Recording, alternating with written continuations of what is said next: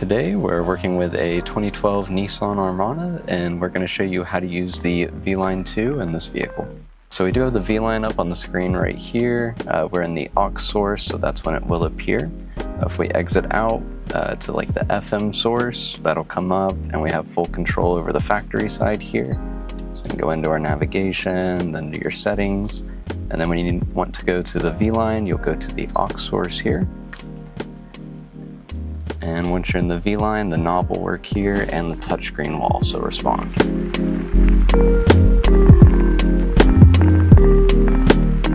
So we do have a feature on here for the AC controls. So if you make any adjustments to those, it'll bring you back to the factory side and you can actually see what you're adjusting.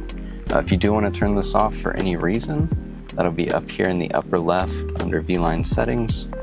And then it'll be under vehicle integration. And right up here, you'll see factory climate control. If we go ahead and turn that off, it no longer flips back.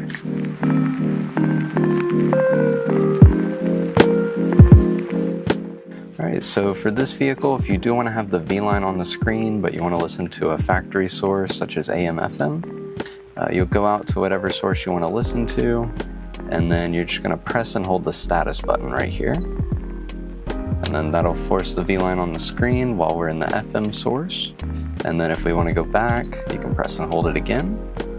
Or if you have the VLine on the screen here and you want to go back, you can press the aux button, and now you should have the audio from the VLine while it's on the screen.